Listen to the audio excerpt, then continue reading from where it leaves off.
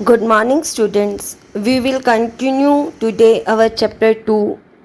Our next keyword or term is revenues. Revenue क्या होते हैं? These are the amounts of business earned by selling its products or providing services to customers called sales या revenue from operations. हम जिस भी वस्तु का व्यापार कर रहे हैं या फिर हम लोगों को सेवाएं प्रदान कर रहे हैं, सेवाएं प्रदान करने के बदले या वस्तुएं उपलब्ध कराने के बदले जो हम अर्न कर रहे हैं, जो हम रिसीव कर रहे हैं अपने कस्टमर से, उसे ही हम क्या कहते हैं? रिवेन्यूज। इसे हम सेल्स रिवेन्यू भी कहते हैं या रिवेन्यू फ्रॉम ऑपरेशंस भी कहते हैं। And other item of revenue received from recurring और रेगुलर नेचर। और दूसरा जो रेगुलर नेचर की वजह से, रेगुलरिटी से हमें जो इनकम रिसीव होती है वो भी रिवेन्यू है। तो रिवेन्यू फ्रॉम ऑपरेशन, रिवेन्यूज़ में दो रिवेन्यू हैं, revenue from operation and other revenues. Revenue from operation या सेल्स रिवेन्यू वस्तुएं और सेवाएं उपलब्ध कराने के बदले जो प्राप्त किया हमने। दूसरा जो रेगुलर नेचर की वजह से प्राप्त हुआ, जैसे रेंट है, अगर हमने अपना कोई ज़मीन रेंट पे दे रखी है तो रेगुलरली उसका रेंट आएगा। हमने कोई इन्वेस्टमेंट परचेज कर रखी है तो हम इंटरेस्ट रिसीव करेंगे रेगुलर। तो इसे हम क्या कहते हैं? Income. Next, revenue from operations क्या है? इसे ही हम सेल भी कहते हैं। Total revenues from goods and services provided to customers.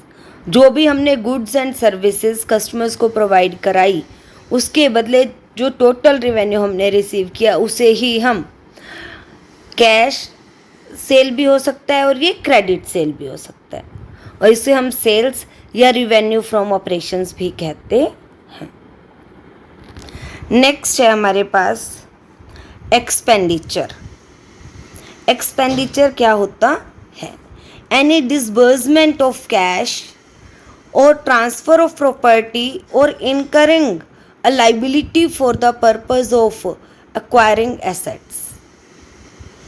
चाहे हम वस्तुओं को बेचने के लिए, हमने उस प्रोडक्शन के लिए जो खर्चे कर रहे हैं, या फिर संपत्तियों को एक्वायर करने के लिए जो भी हम खर्चे कर रहे हैं, उन्हें हम क्या कहते हैं? एक्सपेंडिचर। एक्सपेंडिचर दो तरह का होता है, कैपिटल एक्सपेंडिचर, दूसरा रिवेन्यू एक्सपेंडिचर।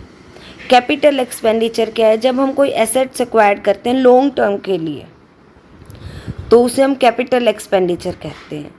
इससे हमारी उत्पादकता में तो वृद्धि होती है, लेकिन टोटल अमाउंट यूज़ नहीं होता। और जो रिवेन्यू एक्सपेंडिचर है सच लाइक एक्सपेंस की तरह ही माना जाता है। इसे जो रेगुलर नेचर पे हमारे खर्चे होते हैं उसे हम रिवेन्यू एक्सपेंडिचर कहते हैं, जैसे salary paid, wages paid etcetera. फिर एक्सपेंसेस क्या है? एक्सपेंसेस पार्ट है एक तरह से एक्सपेंडिचर का ही। इसमें सिर्फ रिवेन्यू एक्सपेंडिचर के कुछ हिस्से हम इंक्लूड करते हैं। Cost incurred in producing and selling the goods. Mainly इसमें एक्सपेंसेस में आ जाता है producing and selling the goods and services. जो हम सिर्फ इन दो कामों के लिए, प्रोडक्शन के लिए और सेलिंग ऑफ गुड्स के लिए जो खर्च कर रहे हैं उसे हम क्या कहते हैं? एक्सपेंसेस। इसमें भी cost of goods sold, rent, salary, depreciation etcetera include होते हैं। फिर हम इन्हें अच्छे से समझने के लिए करते हैं difference between expenses and expenditure. Expenses is the cost incurred in producing and selling the goods and services. अभी जैसे हमने देखा कि जो एक्सपेंसेस थे वो गुड्स एंड सर्विसेज को प्रोड्यूस करने के एक्सपेंसेस थे। Thus it include cost of goods sold and amount paid for wages, salary, rent, commission etcetera. जबकि जो एक्सपेंडिचर है वो वाइडर टर्म है, एक ज़्यादा वाइड स्कोप है इसका, विच इंक्लूड एक्सपेंसेस, जिसमें एक्सपेंसेस तो इंक्लूड हैं ही हैं, also with amount spend on acquiree assets. कोई संपत्ति खरीदने से रिलेटेड खर्चा है तो वो भी यहीं पे इंक्लूड होता है। Next, income. Amount received from sale of goods is called revenue and the cost of goods sold is called expenses. Surplus of revenue over expenses is called income. यहाँ हम एक्सपेंडिचर नहीं ले रहे, टोटल रिवेन्यूज़ नहीं ले रहे। Receive from sale of goods जो हमने रिवेन्यू लिया था, and the cost of goods sold जो एक्सपेंस था, इन दोनों में जो डिफरेंस है that is called income.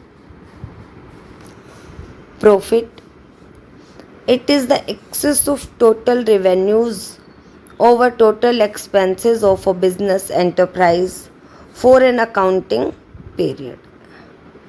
Profit increase the investment of the owner. जो प्रॉफिट है इसी तरह से इनकम का वाइडर टर्म है। यहाँ पे total revenues and total expenses का डिफरेंस लिया जाता है। Last, gain. गेन क्या है? It is the monetary benefit और advantage resulting from incidental events such as sale of fix assets, winning a court case और appreciation in the value of assets. जो gain है वो इंसिडेंटल यानी कि अचानक हुए लाभ का एक हिस्सा माना जाता है, जो हमारी सेल ऑफ फिक्स एसेट्स किसी स्थायी संपत्ति को बेचने से हो सकता है, किसी कोर्ट केस को जीतने की वजह से हो सकता है, या फिर संपत्ति के मूल्य में वृद्धि के कारण हो सकता है।